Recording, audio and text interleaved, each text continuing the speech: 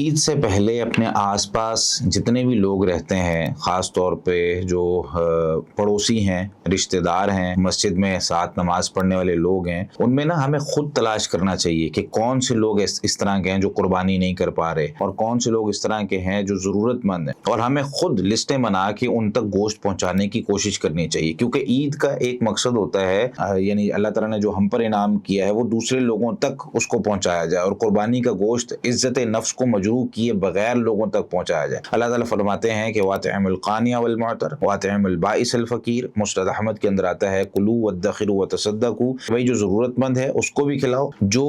سوال کرتا ہے اس کو بھی کھلاؤ، جو نہیں سوال کرتا، سوال سے بچتا ہے، اس کو بھی ڈھونڈ کے اس تک بھی پہنچاؤ، اور فقیر تک بھی پہنچاؤ، اور کھاؤ بھی، ذخیرہ بھی کرو، صدقہ بھی کرو۔ یہ سارے حکم قربانی کے گوشت کے حوالے سے موجود ہیں۔ تو ہمیں کوشش یہ کرنی ہے کہ جہاں کہیں ضرورت ہے ہم ضرورت مند تک خود پہنچیں۔ اگر کوئی شخص جو ہے وہ پکانے کی استطاعت بھی نہیں رکھتا، اور اللہ تعالیٰ نے ہمیں استطاعت دی ہوئی ہے، تو کم از کم ہم ایک وقت کا کھانا پکا کے، یعنی گوشت پکا کے لوگوں کی دعوت کر دیں۔ بھائی محلے کے جتنے غریب لوگ ہیں، یا کسی غریب محلے کے اندر چلے جائیں، یا کسی جگہ پہ جہاں پہ لوگ رہتے ہیں، تو وہاں تک گوشت پہنچا دیا جائے کہ بھئی آپ اپنے محلے میں جو ہے نا لوگوں کی دعوت کریں، شام کو کہیں جی آپ کی گوشت کی دعوت ہے، سارے آئیں، اور یہاں پہ پوری فیملیز جو ہے نا وہ اپنے لیے گوشت پکا ہوا لے جائیں۔ تو یہ بھی ایک بہت بڑے ایک اچھا کام ہو جائے گا۔ تو ہمیں کوشش یہ کرنی ہے کہ ہم عید کے دن لوگوں تک خود پہنچیں، نہ کہ لوگ سوال کرنے کے لیے ہم تک آئیں۔